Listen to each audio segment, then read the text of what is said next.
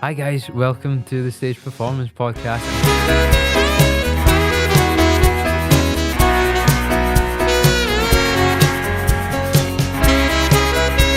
Hi guys, welcome back to the Stage Performance Podcast. In this episode, I finally get to meet the Leo SAX in person. So Leo and I have known each other for a long time, and we've always covered for each other, and we've helped each other out where we need to. And I think she's absolutely fantastic at what she does. And it was really nice to sit down and actually meet her in person, and she's amazing.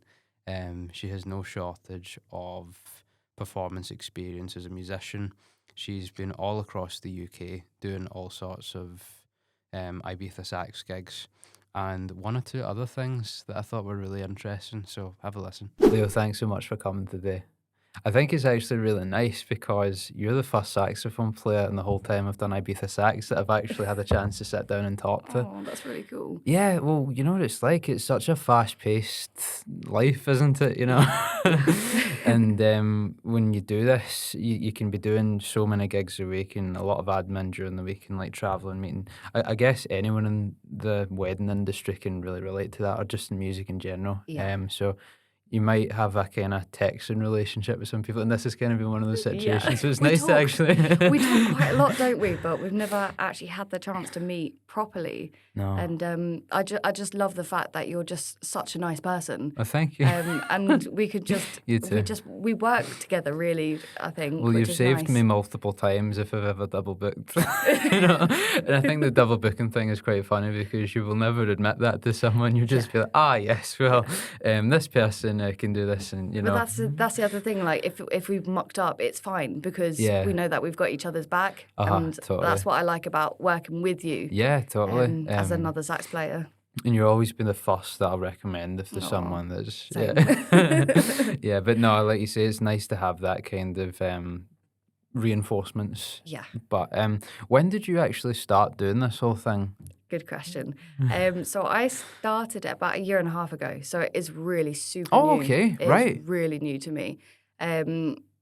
I could tell you my whole life story and how it led up to Please, that. yeah, go for it. Oh my God, okay. I won't go so far Yeah. back, but just going back to the past like 10 years. So I used to work for Thomas Cook, and I can go into more detail. I literally can talk forever about Go it. for it, yeah.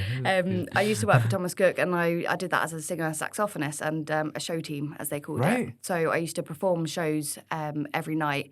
And I finished that in 2017, and then I moved back to London. And then a year later, I met my now husband, who lives here. That's so nice. And he brought me up here, and then COVID happened, all that kind of stuff. Yeah, that was a nightmare. I can imagine as a musician, it was crazy. Yeah. Well, the funny thing about COVID is, for me, like that is when IBIZA SAX started. I didn't do Really? it before that. It was piano that I did before that. It was kind of like playing for like shopping centres and things like that. But with the whole COVID thing, I felt as if that's when, because I think you're right, it was popular in London first before Uh-huh. it came to Scotland. So you kind of were there already. I you didn't know, start before. at that point, though. No? No. So when I finished with Thomas Cook, I stopped all musical stuff. Right. I didn't play any music. I was focused on kind of getting my UK life back. Mm-hmm. And then, I met my husband, moved up here, and then a couple of years after COVID hit, that's when my husband took me to see SAX, and I just fell in love with the whole thing. Right. And I'd never fitted into anything. I'm classically trained, and I'd never felt like I was part of that world. Yeah. And then I found house, dance, trance, especially trance music, and everything kind of just went from there. I started up Leo SAX, and it's just gone through the roof. That's very interesting. So you say you were classically trained. Whereabouts? So I started when I was 8. Okay. I started on clarinet and flute and piano. No way. So you're multi-instrumentalist as well? Yes, Cool. But I didn't particularly like clarinet, Right. so I kind of ditched that. But I stuck with flute and piano. I like playing flute, but I wouldn't say like I'm proficient in. I think it's good that you've got the triple combo there because it means if, you know, things in this scene ever quiet down, you could quite easily go into teaching a pit work or something like that. Flute's quite a hard one. Yeah. I for the life of me can't get a sound out of it. I think you've got to be like really kind of petite with it. Well, if they that say makes that sense. it's like 10% of the population can do it. So, did you go Okay. to music college? I just pulled that statistic from nowhere, right? So, I couldn't tell you that's It's a a fact. Matthew Ruddy but- special. well, they do say if you say anything with confidence, people believe you. It's the So. thing, yeah. Brilliant. I love that. Yeah. So, did you go to like a uni or a college to do Yes. all that stuff there? Okay. Yeah, so I studied music my whole life. I started when I was 8 years old, Okay. and my musical mentor, as I call her, Linda Cole, she took me through music my whole life, and she kind of always pushed me in the right direction, very subtly. Like I've never really realised until now, looking back at it, that she was like a mentor throughout my musical career. So she took me through school and then through to sixth form as well, which I studied music the whole way through. And then I went to university and studied commercial music. So I did music business, music technology, and all that kind of stuff. A lot of performance and things like that. And that was Platform One College of Music on the Isle of Wight, which is in partnership with Chichester University. So I went to university, I did that. And that's when, after a few years, I went to work in Spain. So you did the classical stuff and then you kind of went into the commercial, but you studied both kind of? Yes. So I studied, I would say, classical music and musical theatre up until sixth form, so college and all that. And then when I went off to university level, I went into commercial music. So that's why, if you look at my socials, it's very commercial because I love the commercial scene. I think it has to be as well because I think for a lot of classical music, it's not, I mean, I don't mean anything to the classical musicians, but it's not, this might sound really stupid, but it's not commercial. It's not like, commercial, they don't, yeah. It's not appreciated. You could perform like, there's a lot of classical musicians I know that might be part of, you know, the conservatoire and things like that. They can play to an incredible standard, but the music that they will play isn't really accessible to the average person. Yeah. I hope that's the right word. But Yeah. it's very kind of like when you do IBIZA SAX or any pop or commercial music, it's kind of easy listening and it's fun, energetic, and that's what people gravitate towards rather than who's the biggest virtuoso, do you know? Yeah, no, definitely. I love to sit back and listen to classical. I did a gig on Saturday and it was classical Italian music. Oh, right. And I just felt comfort because that's my whole life. And I really enjoyed playing it. And it reminds me of how much skill you have to be able to have so much control within classical music. And that's, I feel, how I built my foundation in music. Yeah, my teacher always said that when I studied, he always says a good classical technique, even if you don't go into it, really makes everything easier. Yeah. And I kind of had the opposite experience with classical. I really didn't like it, but I appreciated it. Yeah. I appreciated the discipline and the technique, and I don't think that's necessarily found all the time in pop music. Yeah. Because I could totally be wrong, and I don't want to be presumptuous, but I've never really met pop musicians that practice technical ability for like 3 or 4 hours a day.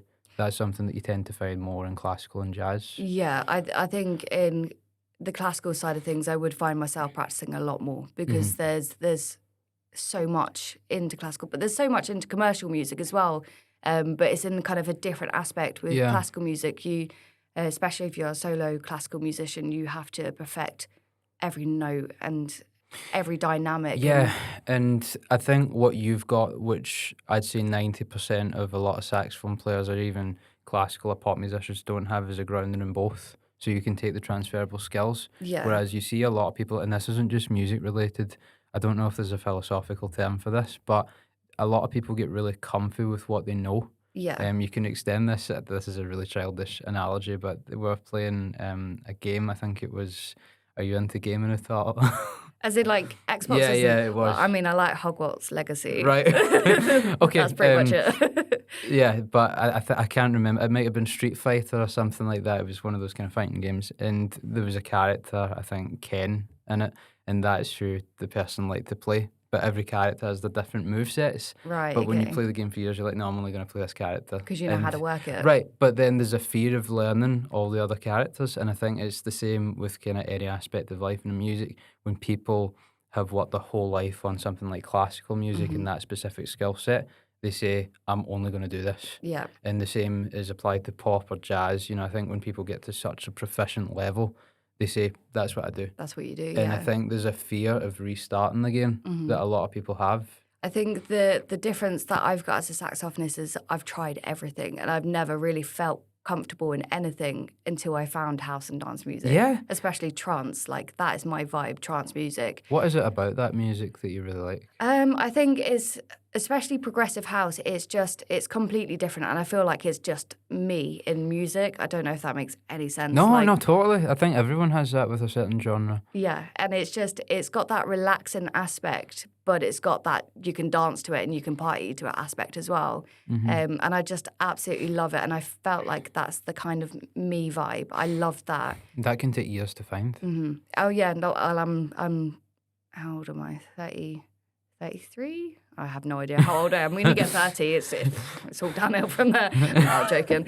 But yeah, no, I'm in my 30s and it's taken me this long to really realise what I like. And that's why you say about my outfit and stuff like that. That's why I'm just truly being myself now. I think a lot of people find a lot of comfort in you saying that, because I think this, like, I can't tell you how many times I've had this conversation, whether I've been the recipient or whether it's been someone else I've been trying to comfort. But I think there's always this kind of fear that I need to have achieved a certain thing by a certain age, and that never goes away. Yeah. You know, so it's like when you're 17, it's like, I want to be the first to drive.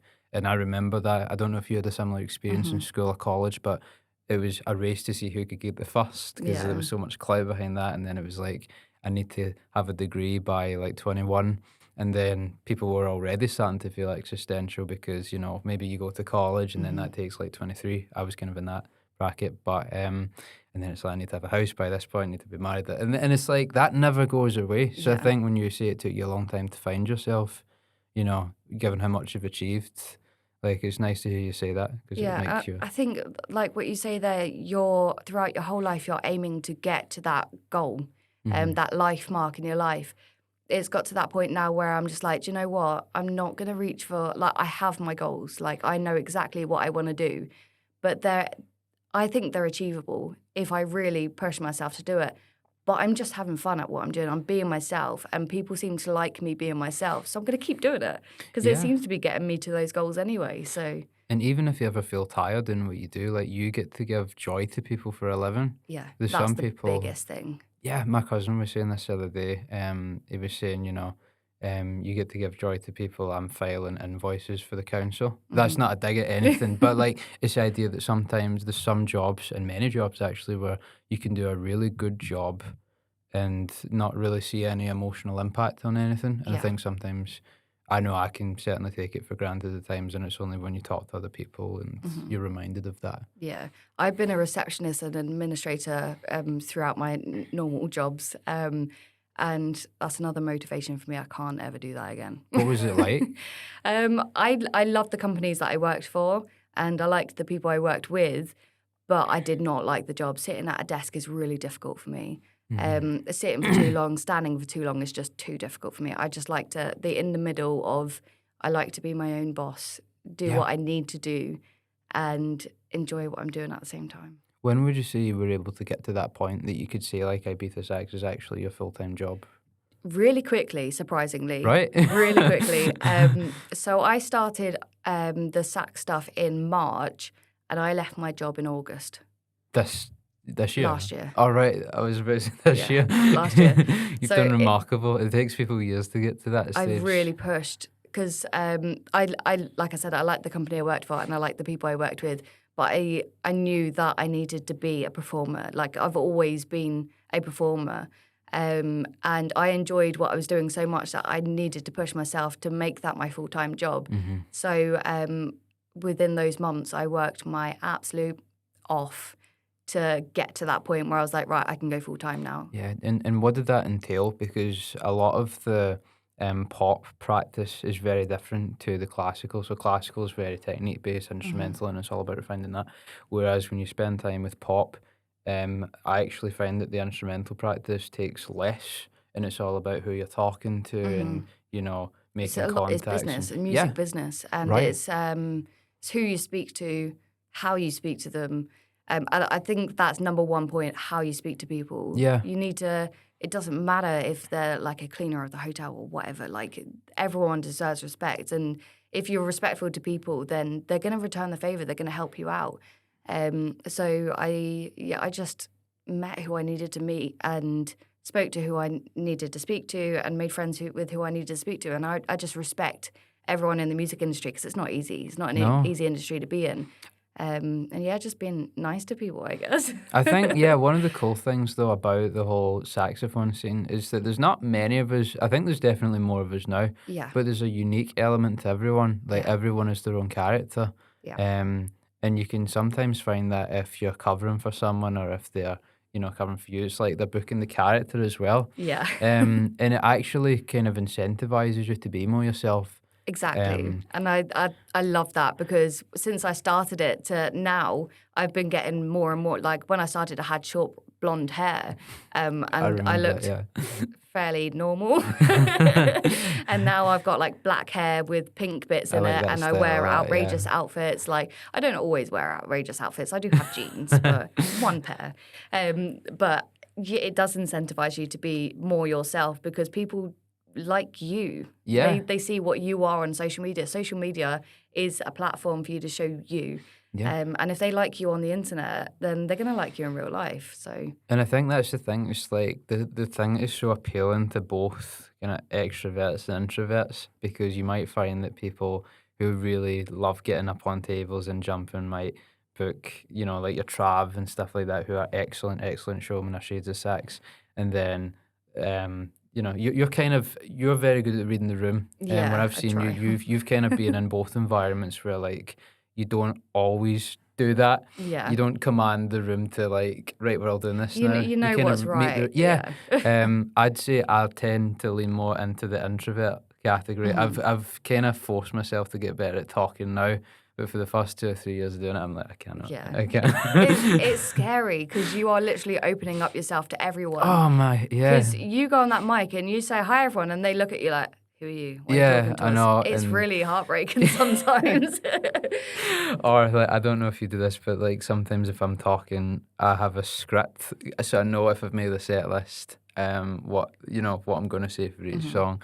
And then, a few weeks ago, I was up all night with an embarrassing experience. It was like, okay, so everyone, this is Piano.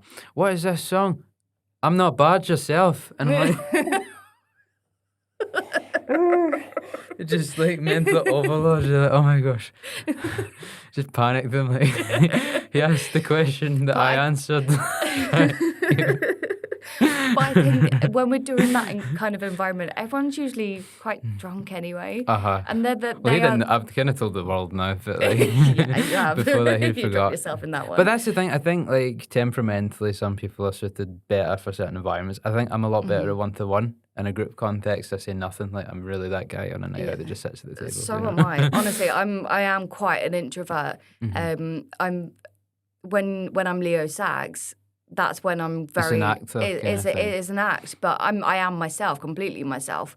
But it's in a way where it's also an act because if something does happen that makes me feel uncomfortable, I'm Leo Sax. I can handle that situation because it's an act. Have you ever been in certain uncomfortable situations? Oh, every musician has. Absolutely. It's how you handle it, though. And because music is such a personal thing to you, it can really hurt. But you just push on through. You have enough people around you to support you to know that you are good enough at what you do. Otherwise, we wouldn't be so busy. Do you know what I mean? I mean, like, it's one of those ones. I think there's that myth that all it takes is one bad review. But I think if you do a good enough job most of the time, like, say something happens that is totally out with your control, you get given that sense of mercy that a lot of newcomers might not get because you've proven yourself. Yeah, you've done enough to know. Yeah. You personally have a good following anyway. You can see online that people like you because you're sweet. Do you know what I mean? And then you've definitely got a following. You've got a fan base because you have a lot of interaction on social media. So if, for example, I know you wouldn't, but if you, for example, went on stage and you punched someone, like you would have those support from your fans. I might test that next week. Please don't. So Leo's idea. Please don't punch anyone. But you know what I mean? You've got that support that if something bad did happen, but you were still respectful, then you would have the support behind you. But if you did go on stage and punch someone, I'm pretty sure that your fans would be like, oh, I don't want to follow him anymore. But yeah, no, I get that. I hope well, I'm making if sense I ever want to get cancelled, that's how I'll go out. Yeah. No, oh, it's so funny. That was so funny. I've just completely lost. No, that's what I was going to ask. It came back to me. I'm glad it did because sometimes that happens and it just completely goes out of my system. Like what I was going to say. So like obviously being female and doing what you do, like, do you experience any sort of like negative? What am I trying to say? Like, do you have negative experiences purely because of your gender doing what you do? Because there's a few saxophone players or like singers that I've spoke to that have says, you know, they get like bad people coming up to them during the gigs and, you know, just trying to make a mess, whereas if it was a guy that wouldn't necessarily happen. Yes. So as a female, yes, it's always the case. That's why we have females who vocalize that kind of thing. So it does happen, and it's about how you handle those situations as well. I'm very sassy on stage. Like I like the whole sass vibe. So if a man does come up to me and says something or does something inappropriate, like if they say something inappropriate, I'm quite good at handling those situations. So I would say it's more about how you handle it. And as my Leo Sax act, I'm pretty good at handling those situations. And if a man does get quite touchy, then there's loads of people in the room, for one, that can see. But two, I am lucky enough that I'm a roaming artist, so I can walk away. And there's plenty of times I've walked away from men because it has been inappropriate. So, yeah, it does happen. I never even thought of that, but that is one of the biggest advantages of radio mics, isn't it? You can just kind of walk one way to the other, because there's a lot of singers that would probably be static and wouldn't be able to do very much. It's easy enough for me to kind of just walk around the other side of the crowd. If there's a crowd, you can walk, or I can go walk around tables and kind of get away from him. Luckily enough, if you do that, they just tend to go, oh, okay, and walk away. They get distracted by something else. But if there's an occasion where they just keep going and going and going, then I would say, right, folks, I'm going to take a quick break, and then I'll sort the situation out off stage. I would never keep a situation going on stage. That's very professional of you. No, because I've had a few performers that have kind of vented about that kind of thing in the past, and it's awful. But I guess it's always difficult. Well, no, actually, this isn't a full-on solution, but one of the things that I was talking to someone else about this year, but it wasn't a saxophone player as such, but sometimes you can spot red flags in the initial inquiries. So if you get obviously you can't always tell, but if you get sort of like a, hi there, I'm looking for this date, this location, this time, you're like, that's probably a normal person. Yeah. Whereas if it's much you take for another, I'd probably just ignore that. Right, you know, yeah. Because that sounds a bit like another. You know, I've got quite what's the word? So the booking process that I've got requires everything. I literally need to know absolutely everything before they can even start to inquire about an inquiry. So if I do get a message on Facebook saying how much you would for an hour, I send them my website link with the contact form, so they have to fill out all that information. And I've got an auto response, so you've probably seen it when you message me. It comes up every single time. Yeah. So they have to fill out a form, so it kind of that's a good idea, happening. because like anyone, there are times when people might just think, oh, it's a fleeting thing, but then when they see the amount that they have to do to get to that, can kind of saves me time as well, because admin takes a long time. I tend to say Monday's admin day, so I'll try and do a lot of that. Yeah, I'm having a day off. Well, apart from being here with you today, which I was dying to meet you, so I needed to be here. But apart from today, which is my day off, tomorrow is going to be like my admin day. But yeah, usually Monday I'm sitting in my bed or in my studio with my laptop, and I'm just like replying to people. It's funny you say that, right? Because I think a lot of people don't understand how physically draining the job can be. That doesn't mean I'm complaining about it at all, but like, say you do a week on summer, you can be doing anywhere from like 6 to 12 gigs, you know, and when you're finished that, you are knackered. Like you can be out for a day or two because in your body it's just so exhausting. And it's kind of a different feeling to exercise. You'll probably get this as well, but see if you go to the gym or you go for a run or you go for like do weights, you're kind of tired and then you feel better after it. Yeah. Whereas when you're blowing constantly, you get kind of lightheaded. Yeah. You might say that can be a technique thing, and it totally can be, The but amount of times I've nearly passed out. right, yeah. I mean, I remember when I was doing a lot of this kind of stuff in uni, I was surrounded by other classical musicians that didn't fully get it. And they would typically just say, well, just breathe from your diaphragm and stuff like that. And yes, you can do that for a while, but like, I just think that it's so fast paced. You're in such, nobody cares what kind of reeds you've got on or like the way you're blowing, and you forget when you're in the heat of the moment. Yeah. Because it couldn't be less of a formal environment. So Yeah, exactly. It's you. It sounds bad, but you don't necessarily think about the technicality part of it because you're in the moment of. The most important thing is when you are playing, you play.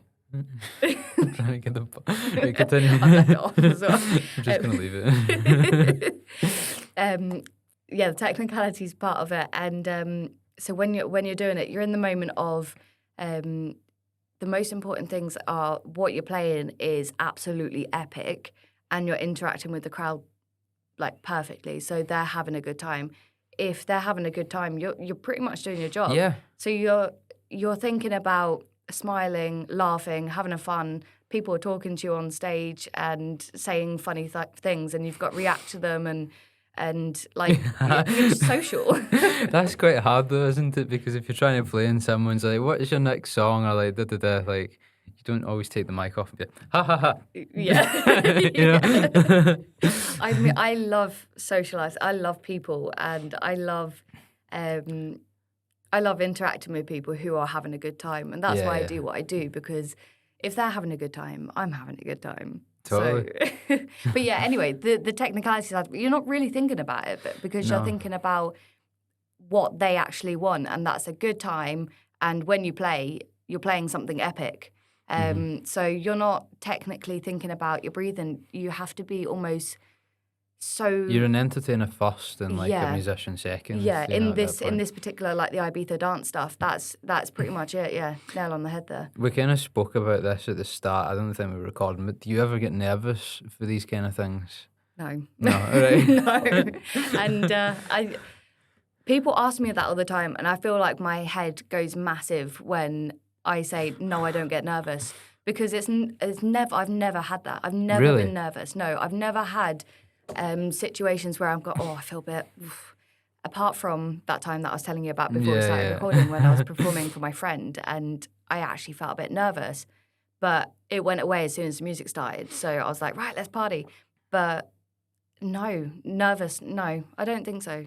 I think that's amazing because, like I say, I get nervous all the time. Yeah, but it's a normal thing. Yeah, I think it's just one of these. Some people get it and some people don't. But it's always like, do you know what I get nervous for? DJs. Right? Yep. DJs, I get nervous for like the drive into the place if I'm going to make the journey and stuff. When the first song starts, I'm usually fine. But I think a lot of times, a lot of DJs don't always like saxophone players plugging in. Yeah. And you're like, am I going to have space to set up a system? And am I going to have all this? And it's usually, it's always fine. It literally is. But 90% of the time, yeah. Yeah, no, that's good. But I always bring a backup PA just in case. Yeah, I've always got my PA with me. I speak to, most of the time I speak to the DJ, or at least the client on behalf of the DJ, to make sure that everything is fine. So I don't have any of that before the weekend, because I'm super organised. It's ridiculous. I've got a schedule for the whole weekend, and I'm like, right, today you have this, this, and this. That's good though. And have you spoken to the DJ? Yes. Have you spoken to the client? Yes. Have you spoken to the venue? Yes. That's I make good. sure that I don't have any, because I get super stressed so easily. So I make sure that everything is sorted before the weekend. Otherwise, I'll end up thinking, I haven't spoken to this person. What about this? What could happen here? And this could happen there. And I'll start freaking out. See, I've got a mini kind of schedule like that, but it's funny because like today was a good example, because I had, right? Talk to DJs, talk to venues, meetings and stuff like that. And then my mum came in, she was like, "You done the hoovering?" I was like, "No." That is my last priority right now. I know. And then it's like, "Why didn't you do it? You had all day." And I'm like, I just But it's forgot to put it on the exhausting. list. This job is the best job in the world, but it's physically exhausting. It is, but I also think it's so different routine-wise from most other people's. Oh God, yeah. That, like when we're in the midst of like the deep work or something like that, and someone comes in, "Why didn't you hang the washing out?" Because I'm like, I don't know. I just my washing pile gets bigger and bigger over the weekend. It just doesn't happen. The housework does not happen. Full stop. Like I try and do things during the week and hope for the best, basically. Yeah. No, it's funny, but like it's all totally worth it, Oh, absolutely. It's the best job ever. I wouldn't want any other job. Yeah, and Touch wood, it never ends. well, that's a really interesting point because I once had a fear that like this would be a whole like this is the last year, and I kind of said that to myself at the start of the year. It's like just milk it as much as you can, and you kind of get burnt out. But also, I think what puts your mind at ease is see when you see the bookings coming in for like 2028 and 9. I've not opened my diary that far in advance, but like see when I see the demand for it even then, I think to myself, I don't think this is really going anywhere. I think at least for the next 5 years, I think It's a good number. Yeah. I like to go in 5 years, so my 5-year goals and all that.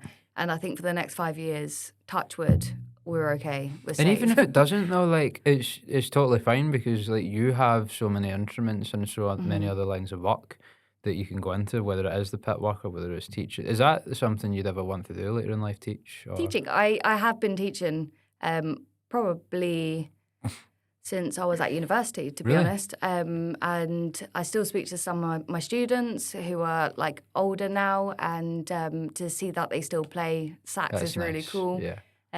So yeah, I have taught in the past. And teachings, I've always struggled in the educational sense, but I don't mind teaching because I like to teach in a different way. Yeah. So people with disabilities I like teaching people with disabilities. I think that's really cool. And it's really noble as well because one of the things I've said to almost every musician when we end up talking about teaching is that I think the education system is very flawed when it comes to music because it's very, if you're not good at ABRSM or Trinity or, you're not good at the reading kind of academic side, then music's a no-go. Yeah. And it completely shuts that door to kids that maybe aren't really academic, but they've got really good ears. Yeah, and that's why I love teaching people with disabilities as well because I like to teach in a different way. I like to teach with the theory aspects, but I also like to teach from a performance side as well. So I like to teach them how to improvise, like have the foundation for performance because you're a performer. If you're a musician, you're a performer. So if they know how to perform, they know how to improvise, all that kind of stuff, then they'll be fine. And is it not amazing to see so many people that don't know how to improvise that have actually done like full-on degrees in this kind of thing? It's funny you say that because at university I've done like a little bits of improvisation, but it's something that I was never really done. Yeah, well, nobody teaches you, and I think the reason why. One, it's because you can't really mark a solo, it's so subjective, but I also think it's something that when you improvise, there's a sense of identity. Yeah. So whether that's you kind of play licks that you like, I think one of the things, the kind of myths about improvisation is that it has to be completely different, completely spontaneous every single solo, and I kind of get that, but I also feel as if it's nice when you have a couple of licks that you like and there's a sense of, style that you play in that people can say that's you. That also is a really funny thing to say because my husband says that there's this sax phrase that I play all the time, and it's kind of a me thing, and I play it and I'm like, I played that thing again. Yeah, but I know, I think the gut, when you hear that from an analytical perspective is I should play that like less. But I don't know. I think like if someone plays it, they'll be like, oh, that's Leo, know. Exactly. And like you look at artists and they've got individual sounds, haven't they? You hear something, you go, oh, that's that person, that's that person. I hear Becky Hill, she does this vocal riff thing, and I'm like, that's Becky Hill's probably my favourite female artist, I think. Yeah. Absolutely love her. Every song is just so catchy. Yes. Yeah, she is literally like my vocal idol. She's amazing. I was listening to her on the way here. I always listen to Becky Hill on my way to gigs because I don't know, there's something about her music which just gets me ready. I'm like, right, let's go be Becky Hill sax style. Yeah, that is funny. I love her sass. I love her vibe. Everything about her is just awesome. It inspires me to be bigger, better at what I do. Really? Yeah, absolutely. So 100%. Becky Hill's kind of who you go for Yeah, she's my motivation in. inspo. But I'd probably get that from Sonic the Hedgehog soundtracks. I've heard that. I've Yeah. heard that. Love that. No, I don't know. I think, do you know what it is? I think, see, when you're a kid, right, and this is widely just my opinion, and it's kind of like speculative, right? I'm not saying this is fact, but that's when you really start to dream. Like, see, when you're a kid and you've got, I want to be an astronaut when I get older, and that kind of thing. See, as people get older, that kind of dies, and they go into fields that don't really. They fall into. I'm not saying you can't find happiness if you don't do IBIZA SAX, right? But like, what I'm saying is neither. It's life. But I think, like, see, that there's something about that kind of age. There's something about that kind of like genre, whether it's just that constant, hey man, don't give up, even if it's just really kind of like young and kind of naively optimistic. Like, as you get older, it's so important to hold on to that kind of stuff, because you won't find it later in life. Yeah, but you also, it evolves you as a person.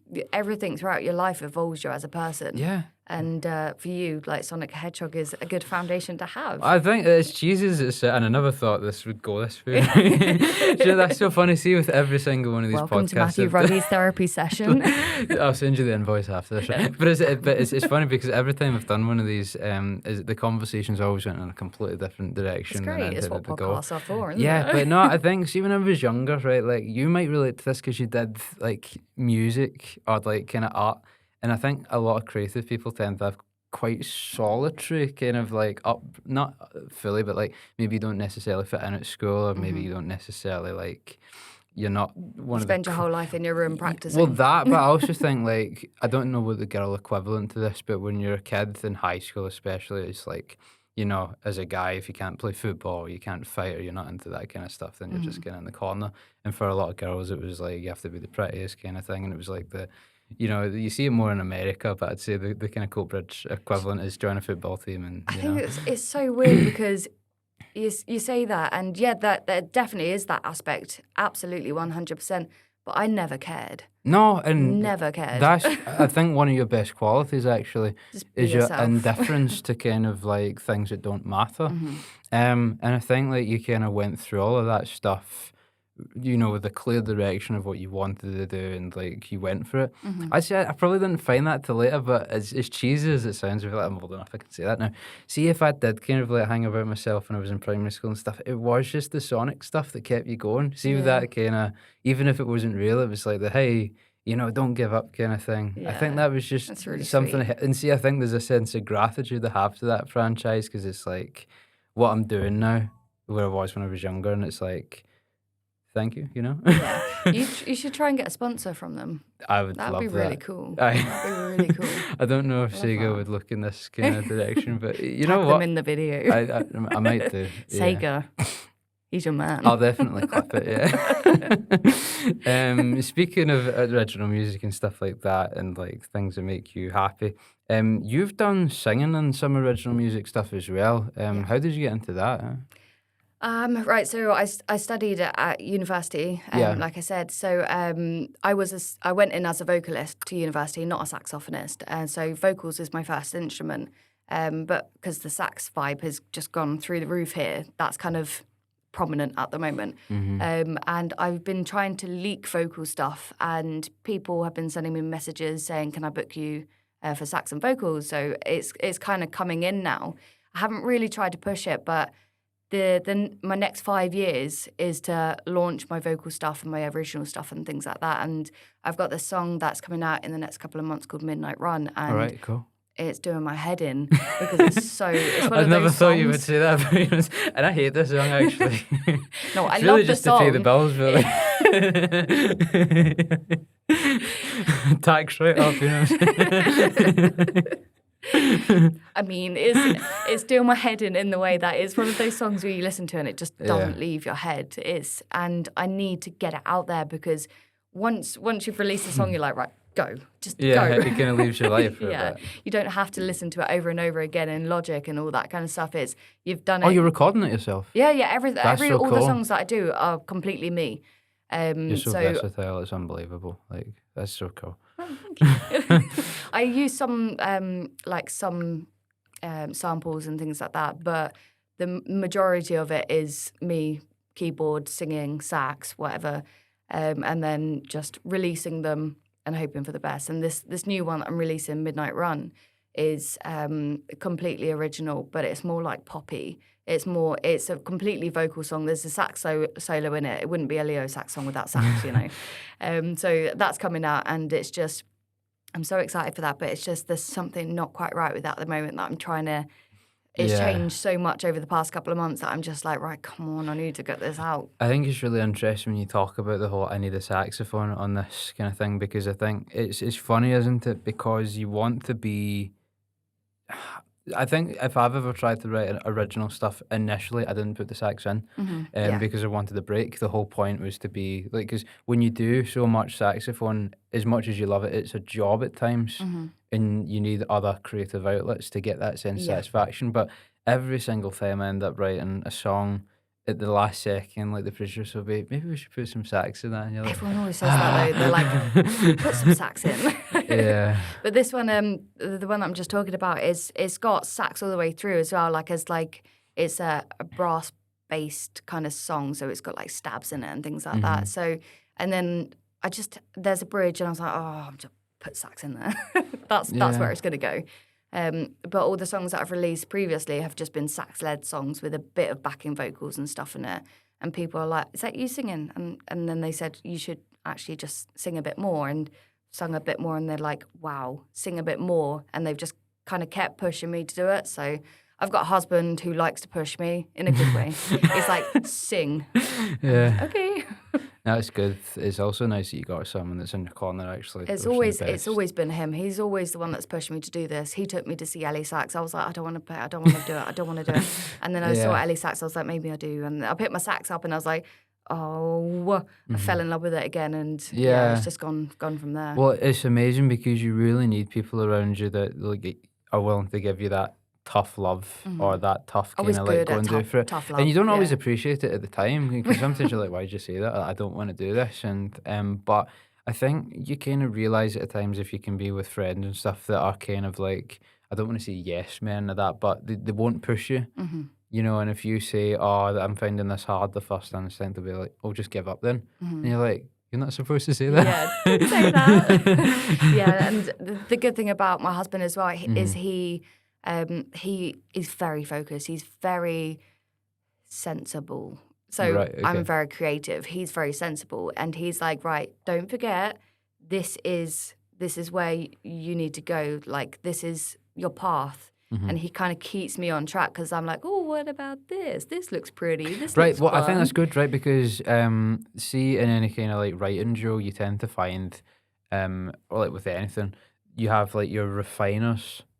No, that's not the first one. It's the kind of ideas people. And then you have your refiners. And since you're creative, you're probably the one that has all the ideas. You're not terribly attached to any of them. Then you get the person that's not amazing with the ideas, but like they catch yours and they're like, this doesn't work. We'll keep this. And I think that's what makes me and my husband such a great team. Yeah. Like, I absolutely adore him, is because I have so many ideas that I'm like, oh, I've had this idea. And he's like, no, please don't give me more ideas. And so I say all these ideas to him, and he's like, right, let's refine that. And then he goes, right, that's a cool idea. This is how you should do it. And then we kind of build from there. So we're a bit of like a tag team when it comes to ideas and how we should do it. He's very business minded, and he keeps everything real, if that makes sense. That's good.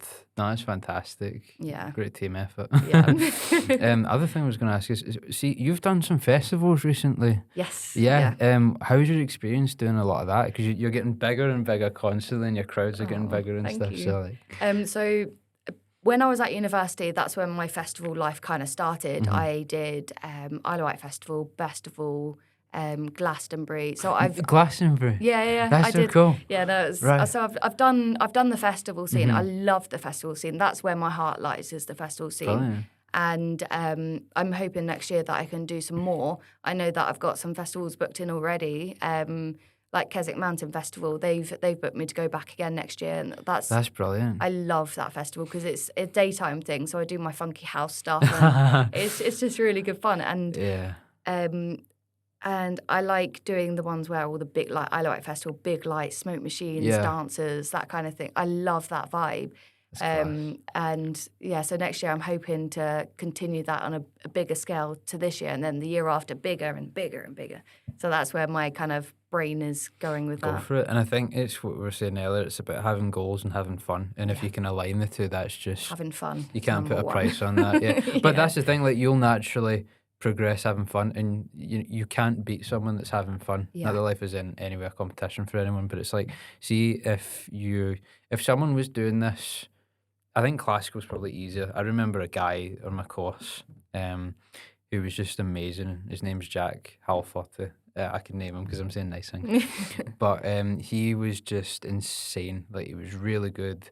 And we started off in first year at a kind of similar classical level. He was always better, but like there wasn't that big a gap. I really didn't like it. And even if we kind of practiced similar hours initially, he progressed better because he was enjoying it. He had fun. Yeah. Whereas for me, I'm like, I'm purely doing this just to pass the exam. Yeah. You know, I have no emotional attachment. And he took off the stage where it was just really, really good. And it's a bit like with the festivals. It's the idea. It's like, if you're having fun and you're enjoying the goals, that's a really powerful position to be in. Yeah. Because people can't outwork you if you're having fun. Yeah. You know?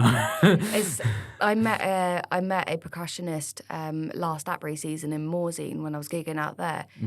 His name is David Moret, and I think I've said that right. Hopefully I've said that right. And he's just got this whole vibe, this whole personality that's just open and loving. And everyone was radiated towards him because he was just so open and lovely. And that really inspired me to be open and loving towards everybody as well, because I saw how people were radiating towards him, and it made me like that as well.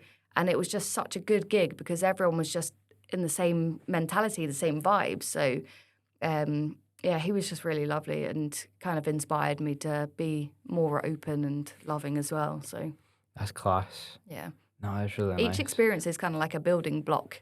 Yeah. And I feel like the past year and a half is just kind of building blocks of different experiences that are making me a better person, a better musician and that kind of thing. And I think it's comforting as well if you're just starting out and you ever feel like, oh my goodness, I'm in an environment I really don't like, surrounded by people that I don't really like and stuff. See, if you just keep pushing through, like, you can take yourself to that higher level, that you're united with people that also went through that journey, and eventually you'll probably have quite similar stories. And it brings out humility as well. Yeah, definitely. Because I think people that never had to go through that don't tend to carry themselves with... Yeah.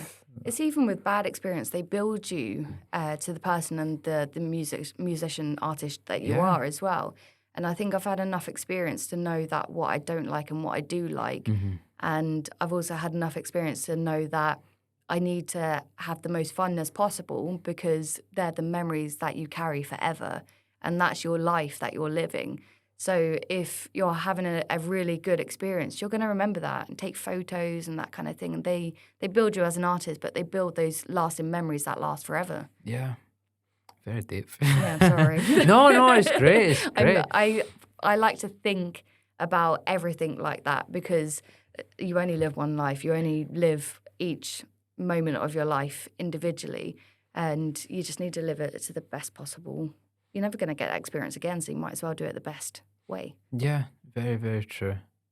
It's like Isle of Wight Festival this year. I was just like, I might not be doing this next year, so I need to enjoy it as much as possible. And I did. I had such a good weekend with my husband and my best friend. So, would you say it was one of the best that you've done? It's definitely up there. It's always hard when someone just kind of throws that question at you because there's like it tends to be, if I've ever asked someone that question, and I kind of avoided asking it tonight, even though we're kind of on the topic now. It's like if you say to someone, "What's the best gig you've ever done?" I initially expected like superficial answers. I did this one in like Glen whatever, and everyone was up and the lights and the band, we sound really good, but it tends to be the more sentimental ones. Yeah, Like, I that's played for totally like my true. gran, or I played for this, or I played for my family. Those are the ones you hold on to more. I Yeah. think there's something to be said for that, isn't I there? think the most real gigs are the best ones. The ones where everyone is enjoying themselves. Everyone's kind of like in the moment, in the vibe. Like you could be on the big and best stage possible with the best lights and the best backing team and the best sound Still hate every engineers. second of it. And yeah, you're like, oh, for God's sake, no, I'm joking. It's a really amazing gig. But if you've got a group of people around you that are vibing as much as you are, you're going to have the best time ever. You're going to have those memories with those people forever. So that's going to be one of the best experiences. But I wouldn't be able to say what my best experience is because there have been so many good experiences with even bride and grooms. Like little intimate weddings have been some of the best. So yeah, it's good experiences. Yeah, totally. There's so many good experiences, and I think like life moves so fast. It does. And I can't believe I'm in my 30s already. I want to be Yeah. 18 again. I don't actually. No. I'm quite happy in 30s. I think this Would you is... say life gets better as it goes on? Oh, for me, it has. For Absolutely. sure. I hate when you hear people say, "Oh, you peak at this age," or "You peak." I'm like, don't put your limitations on someone else. Yeah. I think the more you put into this sounds really obvious, right? But I think you have to live it to get it. It's like the more you put into life, even at your failures, the more you get back. Yeah. Like if you tell yourself, right, this life is a story or it's a film or it's a franchise and every character in it's important, like you automatically have a sense of like everyone has belonging and there's purpose. Yeah. Whereas if you work hard, like not even in the realms of work, right? But if you just don't like what you do and you don't like the people you're around and And you're just miserable. you're completely apathetic, or maybe that's not as fair because maybe like there's some people that fall into that. But if you start off having all the good things and you don't take advantage of it, it's like you're missing out on a lot. Like. But also saying that as well, you're allowed to have years that you're just kind of stuck. Yeah. And you're trying to figure out what you're doing. It's And life fine. takes time, yeah. That is life.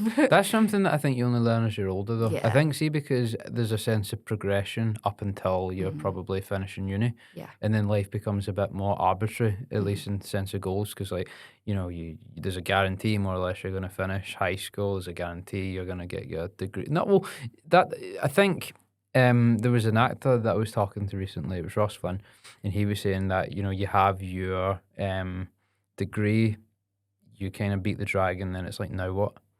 And I think from that point onwards, at least creatively, that's when it's a case of you have to build things. Yeah. And there will be a lot of times when you try and build things and it fails. And, you get to the end of the year and you beat yourself up because you might be like, but then you think, I'll just try again. Yeah. Yeah. But you have accomplished stuff in the meantime of that as well, but you might not see it or realise it at that point. You learn to appreciate the journey as it goes on more. Yeah. Definitely as you get older, you really appreciate that you might have not done anything this week, but it's fine because you've relaxed. You've got yourself ready for the next week. Well, that's so interesting you say that, right? Because I think when you do so much of this, like when you get offers coming at you for this day and this day, you don't take holidays. Yeah. And you can go like a full year or two without having a break. It's really funny you say that because I'm taking a week off in September. The September weekend? The second weekend. Oh, right, okay. Right. So there's like a full week and a weekend that I was taking off for me and my husband to go up north.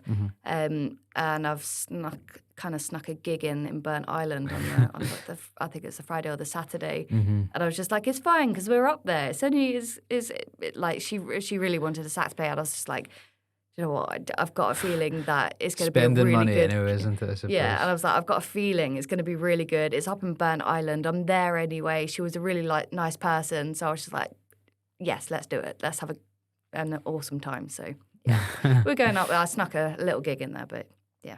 Yeah, no, but that's it because I think it's so easy to not and to just say yes to everything. But I think like one of the things that I've heard people say when they say take advice, like give it to young people, typically it's say yes to everything. But I think the older you get, that's really bad advice because you get to a stage where it's like not burnt out. I want to be careful how I use that, but it's like you get to a stage where like the opportunities are in excess now. Like we're not at a stage when we're scarcity mindsetedness. Matthew Ruddy's dictionary. No, we're not kind of it's now a case of there's lots of opportunity in which ones to be take, Mm-hmm. and it can be really challenging, I think, at times to say no. Yeah, and I heard someone say the other day that sometimes you can actually get the best opportunities from saying no. Mm-hmm. So, and I totally get that because I've I never cancel gigs. It's just one thing that I just do not do.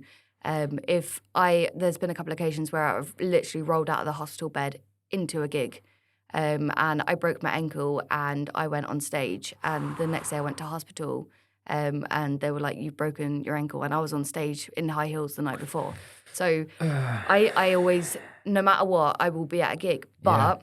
I've totally lost my train of thought. Where was I going with that? Happens all the I got distracted by broken ankles.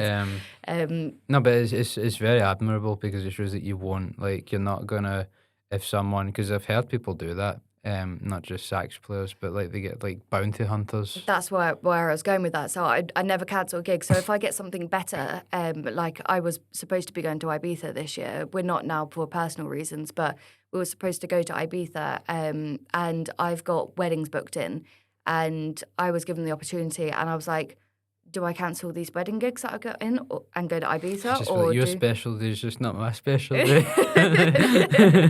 But I was just like, I just can't. I was like, now we're not going anyway, Yeah. but I just can't. So we'll go to Ibiza the week after, or we'll go next year, which is on the cards. So I think it's interesting, not that I intend to go into this at all when you're saying personal reasons, but I think when things move so fast, one of the areas that I think are really unique to this line of work, you can't really cancel. And Yeah, it's you like can't. if someone dies or if something like really bad happens, people don't care, right? Yeah. Like if you know a wedding in particular is someone's specialty, and you know someone could die and you'd still have to go, and it's like you'd We still say have that to put on my the face. mother-in-law, she passed away a few weeks back, Sorry and to- I literally had a full weekend of gigs, and I was there. I had to cancel the one down. So I say I don't cancel gigs. I had to cancel one because it was in London, and it was the day before she passed away, so I had to be with my family. I couldn't leave them at that time, but I did all the gigs that weekend here. Where And it's so around us. difficult to be in that position because you're going through something really emotionally, like just exhausting. You can't really get cover. It's not like a normal job where, like, my brother's an electrician. He can say, "Hey, can you cover?" and then they can typically get that sorted. Yeah. But we don't really have that luxury. Yeah. You know, or if we're sick, you still have to go on and do it. Yeah. You know. I really can't wait for winter. Well, I really can wait until winter because I don't want colds. But I know it's going to happen. I'm going to get a cold and I'm going to have to go do my gigs. Do you ever get that during the summer, like a cold during the summer? No, I've got like a little burnt out kind of, you know, when you're like burnt out and you get a bit, I've got that this today. I always wonder because why they don't call it a worm in winter. It's not It's so warm. bad. No, it's funny. Yeah. So, do you have any creative projects that you're working on just now, aside from like your original music? Or are you quite happy with where everything's going just now? I'm always kind of pushing to make things better. Yeah. So especially with the Leo Sax stuff, like the wedding vibes and things, I'm always pushing to make them better every week. I'm working on to make more vocal stuff. So I'm not just doing sax stuff, I'm doing sax and vocal stuff. That can be quite challenging, can't it? Because see, when you're posting, like obviously saxophone's really popular just now, and it's a lot of the inquiries that you probably get. It can completely disincentivize you from doing things like singing or playing piano. You just focus on or- the stuff that you have to do. Yeah, well, there's that, but I think there's also kind of like weaknesses and complacency can be a thing because it can afford to be. And so I think when you're so busy with one, it's easy to neglect all the others. So I Yeah. think it's good that you're still kind of pushing yourself on the other Yeah. ones. So I've got a studio at home and I've got notes everywhere because I know that one week I'll be having to focus on this and next week it'll be that, and then I have to go back to my notes and kind of refocus myself. Right, I've got this and this that I need to do. Yeah. And then at the end of the month I've got 3 gigs that I need to focus on this and this. And do you know what I mean? You have to kind of keep focused on progressing bit by bit, but there's so much going on that you kind of get distracted and have to refocus. Yeah, Yes, that kind of stuff. absolutely. I think your mind can really go mush at times. I think we said this earlier, but I'm really bad at retaining things. I think, see, when Yeah, there's me so too. many... Must be a sax thing. Probably no, we could have asked the same question so many times. We've been talking about the same thing for the past hour. Yeah, what's your name again? No, but I think it's funny because, like, see, when you're doing so many different things, whether it's admin or I need to talk to this person, sometimes if you don't write it all down, you're like, did I do that? Yeah. Did I do this? Yeah. Or, like, what about when you're checking gear? Like, you're checking your equipment, and I must check that sax phone about 5 times before I leave. I'm like, sax, strap, reeds, close. Is it in Yeah. there? So, you know, And because it's you just so have that easy to fear of forget going something. to, like... It's never happened, Yeah. but I just Touch have that wood, it's fear, never like, happened. of going I have to... heard of a sax player turning up to a gig without a mouthpiece because they've left it at home. Oh. Could you imagine? I haven't done it. Have you it's ever not had me. a horror moment like that where you thought this is going to be a disaster? I've had a read that is on like the cusp of not usable, but I've just been able to get one more gig out of it. Oh yeah, those are like horror experiences. I remember once. Where was it? It was in Glasgow, Bath Street. I cannot remember the name of it. St Jude's, I think it was St Jude's. Okay, and there was this hen party, and they were all like Love Island-y people. They weren't actually, but like it was that kind of vibe. And I remember I tried to put sellotape on the cork, Right. so that the reed, because I don't know why I did this, but I think it was really loose, so I Okay. tried to keep it on. But for some reason, the mouthpiece, this is really jargon filled, but like, long story short, I accidentally tore the cork off. Oh my And I put God. the mouthpiece back on, and it was just metal. Oh dear. And I thought, oh my gosh, just air was coming out. And Oh, I thought, jeez. they were like, come on. I'm like, just give me... You can't really explain the inner workings of Yeah. saxophone. My sax is broken. So I tried with the sellotape to just put a tiny bit back on. Mm-hmm. And I put the sax back on. And a few of the notes were working. Oh my God. And so it meant like I had enough to play with. Yeah. And I knew the notes to avoid. And yeah. It's funny you should say that. Kind of jigs my memory. It has happened to me. So I think my G sharp key went. It got, That key is murder. Oh, it is, isn't it? And it got bent out of place. I must have knocked it or something, and my lower reg wasn't working. So I only had the higher reg to play with, like G sharp onwards, like G Yeah. onwards. Just do infinity on leap. Pretty much, yeah. And like doing the same like lick over and over again for the next 45 minutes to an hour. Yeah. So that's happened. Like my key's been bent out of place, and I learned from that. I've now got 2 other saxes that I carry everywhere with me. So I've never taken that kind of... I've got a pink sax, which is a beginner sax, which is like you touch it and it bends out of place, but it works and it's back up. And then I've got my first sax that I always keep with me anyway. So Do you have a lot of different colour saxophones? I don't. Sorry to the gold sax lovers. You're a gold sax lover, aren't you? It's the default. I had a blue one that I really liked. Cool. I didn't actually own it. I just rented it Yeah. because I don't know.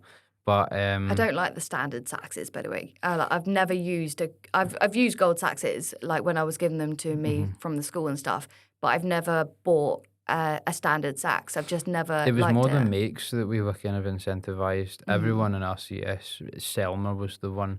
I've never had a Selmer. No. I've played a Selmer and it just doesn't go with me It's personally. very classical. Yeah, if which is it- funny because I'm classically trained. Yeah, but that's not the same thing. Like, Yeah. it's this. For me, it's Yanagisawa. They're my they're favourites. a good pop brand. Very. And I think it's not so much the sound, it's how it feels. Yeah. Like, see the side keys. This is really went into jargon. But like... Come back in half an hour if you're not a sax player. No, it is. It's like the side keys are just really, really good. Have to be in the right place. You can get lifters and things for the palm keys as well, but I put lifters on my. I don't know if they're called lifters, but I put them on my palm keys with my new sax, and I was like, my hands are tiny. Look at them. It just didn't work for me, so I had to take them off. But they looked cool, so I thought I'd try them. Go for it. But yeah, no, the sax that I have at the moment is a buffet, and I went to the wind section in Edinburgh to try out all their pro saxes, and I tried Selmer's, I tried everything. And the buffet one was my favourite, and I'm in love with it. I've never tried it before. I would recommend it, but it's got like a really dark lower end and then a really bright higher end. And I like quite emotional kind of saxes where I can play ballads with like a really hot smoky end, and then pop tunes with that like really cutting high end. And it just, for me, it's just a really good sax. So. I think it can be difficult to kind of get a gauge on that because it feels at times like a video game when you go to gigs where like those kind of added cosmetics are purely for you and other musicians. I started with the LED lights on my sax. They look cool, but they weren't needed.